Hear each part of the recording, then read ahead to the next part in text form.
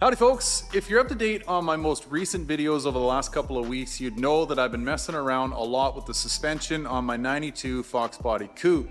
From a full air ride suspension install to a bump steer kit in the front end to correct for my bump steer that I lived with for many years. Now with all that being said, anytime you mess with the suspension in your car, specifically front end stuff in these cars, you gotta get an alignment. Well, I hate going to the alignment shop. I hate going to any shop in all honesty, because I have trust issues and I don't like anyone working on my stuff. So I have found a solution for all that, and it resides in these boxes right here. This is a QuickTrick Alignment Tool Kit. It's a DIY style, do your own alignment at home. We're gonna bust this stuff out of the boxes, get it on my car, and show you how it all works. Look at the presentation. I was kind of wondering about this because, not that it's a, a massive kit, but I'm like, where in the heck am I gonna put all this stuff? And they give you a kit, like a bag for it all. This is like unpacking a new rifle. Alrighty. So, forgive me, because I'm kind of learning as I go here, folks, but this, I'm pretty sure, is your steering wheel lock. Very cool.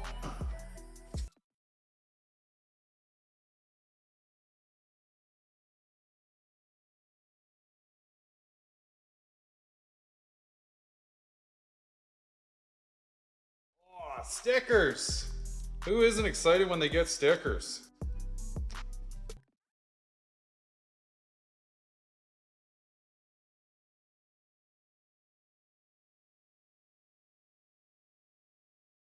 Alright folks, well, let's get this all put together. We'll get it on the car and we'll see how out of alignment my car is, which it actually 100% will be. One more thing I should mention is when I bought my QuickTrick Alignment Toolkit, I opted for their QuickTrick alignment specs. So they send you this coupon code in your kit.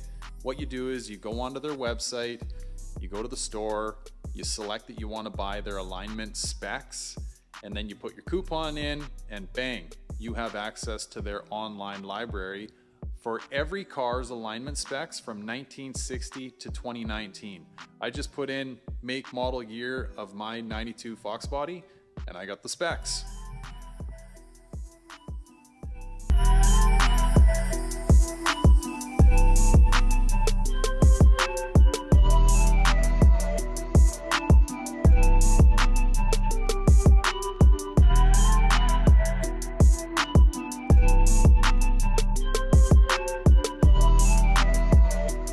Okay guys, so I got her on the plates. First things first, you take your tow bar, okay? And you gotta bring your little measurement sticks out and square them up, okay?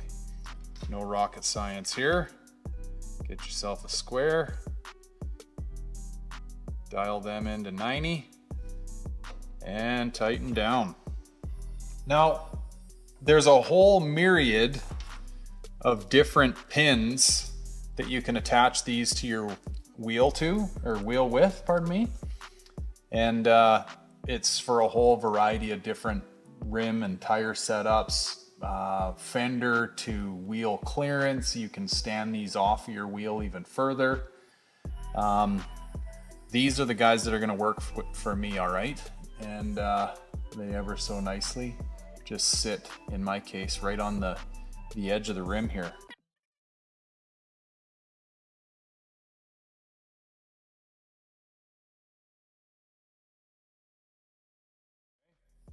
And then you take your vertical bar and you've got adjustment on the top side, so you can dial this up and down to fit your particular rim size. You got to take that nut off and you got to take this nut off. Take both your nuts off.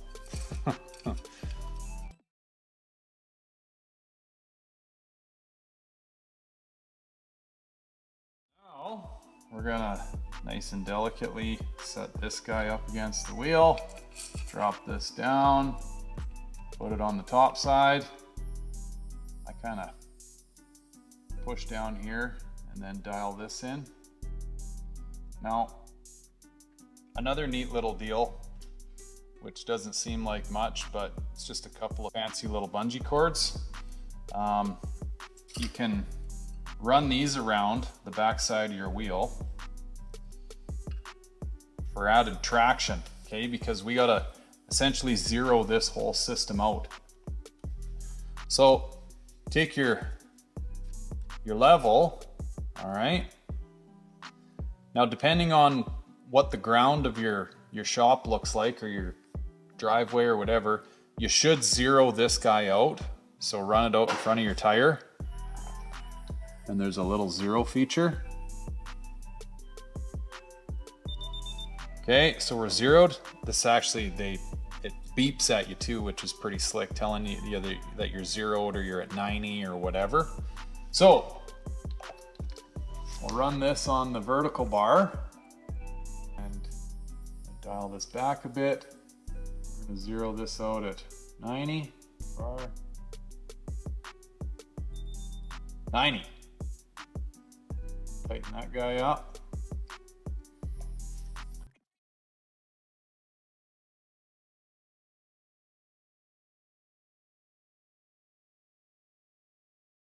Perfect. Okay, so now in my case, I'm on air ride, and you want your car to be at whatever ride height it's gonna go down the road at. So for me, I'm gonna have to air my car up slightly. This isn't where I'm gonna drive it, and get it to that happy point, let it settle in. The other thing that you should be paying attention to here is make sure your tire pressures are properly set for both sides. They're equal and they're where the tire manufacturer recommends them to be.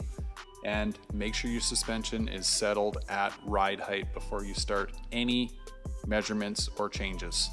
All right, and finally, we need to attach our level to this whole rig. So there's a piece of aluminum flap stock.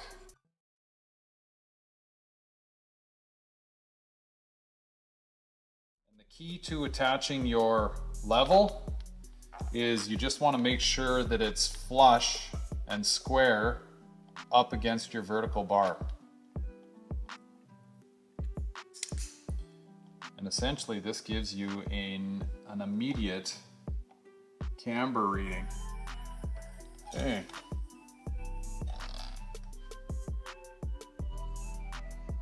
1.5.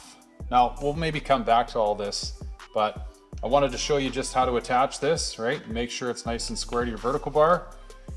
Finally, I've got a wax pen. You can use a dry erase or a piece of paper, but one of the beauties of these spin plates is they've got this magnetic degree wheel.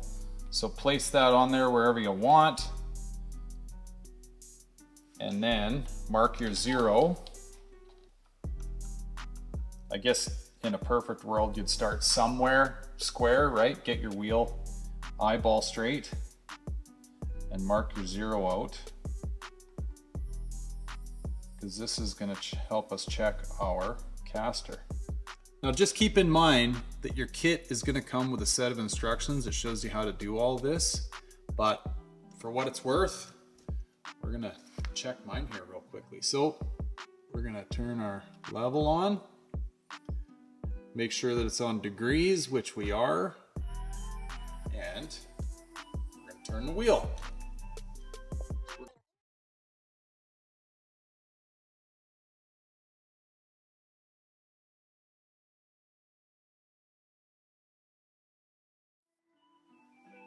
Just a little more. Okay, we're at 20, and now we need to zero our level. Is zero.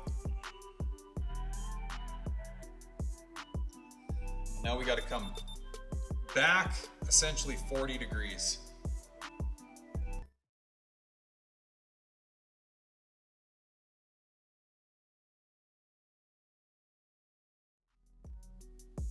Okay, my wheel doesn't want to quite stay at 20, so this is where our steering wheel lock will come in handy. I'm just gonna drop that on my steering wheel here real quick. So real quick here, guys, I'll just show you how the steering wheel holder works. It's a very slick system. Get it under your wheel and push down on your top knob there and locks it in place. And then there's a release button right here. Super slick. Oh, so because we've zeroed this thing out while doing the caster, we need to re-zero the level again. And then we're gonna install this guy just like we did last time, nice and square on the vertical bar.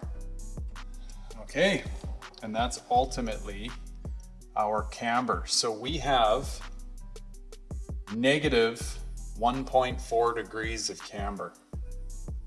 Go around and we'll check the other side here.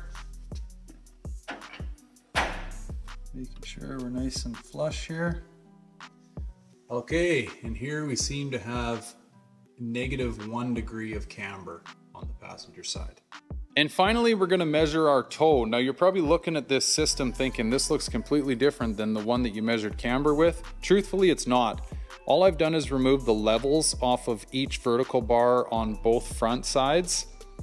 I've added the vertical and toe bar that comes in the kit to the rear wheels on both sides, and I've ran this string. Now, something else to keep in mind here is earlier on, I had these rulers ran inboard on the vehicle, not knowing any better. But the reason being is I had used a previous version of the QuickTrick alignment tool at the Infamous Project's place that uses a tape measure, actually two, one in the front of the wheel, one in the rear, and that's how you make your adjustments to get your toe in their previous version. Now they run this string, which truthfully, after seeing it, is a way better system and makes a heck of a lot more sense. It's way simpler as well. Another item to keep in mind here is my car is set up in a square format, meaning that I have 9-inch wide wheels in the rear and the front, and for all intents and purposes, the track width front to rear in a Fox body is more or less the same, give or take very minimal amounts. You can do this exact same toe measurement and alignment if you have a staggered system. You just have to do a little bit more math. You have to factor in for more width in the rear in order to, your measurements will be off if you don't, okay? And I'm gonna show you how that works right now. So I've randomly picked the 3-inch mark to use, and all I do is just use the 3-inch mark all the way across to the front. Now, the reason that this works perfect in a solid axle vehicle is because you cannot adjust toe, caster, camber, any of those things in the rear of these cars. So this is essentially your baseline, your pillar that you're basing your toe measurement off in the front. So similarly, I run my string over to my 3-inch mark here, and then you can already probably get an idea of what's going on here. I'm in a toe out scenario. Nowhere near the 3-inch mark. I'm closer to 3 3/4 inches, almost 4, meaning my vehicle, my front driver's side is 3/4 of an inch toed out. Now, in a similar fashion, I've got the exact same system ran on the other side. Again, I'm using the 3-inch mark to run my string across. And again, I'm 3/4 of an inch toed out on my passenger side. So now what I need to do in order to correct this is get underneath the car, loosen off my jam nut on my tie rod ends, and bring each one of those tires, or pardon me, wheels in to correct for this. And now, just so you don't mess things up, again, you need that steering wheel held dead straight. If not, your steering wheel is going to be out of whack, and you may be going down the road straight, but your steering wheel will be off. So hold your steering wheel straight, make your adjustments, watch your rulers, and just bring your line in. Long story short, this tool is absolutely phenomenal, all right? And now this is coming from a guy that has no professional training in alignment whatsoever. I just have an appreciation for each one of the measurements and what they do, but I'm by no means an expert in any of this, okay? I just read the instructions, set it up, and gave you the measurements, right? Now the alignment side of it, that's a little trickier, like actually correcting for some of the issues, and that's probably a whole series worth of videos. I literally just wanted to get this out to you guys and show you how slick this tool actually is. And you know, quite honestly, depending on what you're doing with your car, you could go out and get one of these things, and over the long haul of owning however many vehicles you do, save yourself money. But if you had it laying around, you'd probably check the alignment of your car a little bit more. Things can go wrong with these cars, okay? It's not just a set it and forget it. Alignment doesn't work that way. For example, Chris and I, when we were going from Austin to Detroit, lost alignment completely in the shitbox Fox, okay? We had to correct all of it once we got to Detroit. It can happen, especially on some of those roads, which are absolutely horrendous. So anyway, if you're interested in one of these guys, I'll give you a link down below, QuickTrickAlignment.com. These guys, they're great to deal with, family run business. I can't say enough good things about how simple they've made this. So thanks for watching, guys. I really appreciate it. If you think this would help somebody else out there, please share it along. That's why I do these videos, to help out the community. So thanks for watching, guys. I'll catch you on the next one. Take care. Bye for now.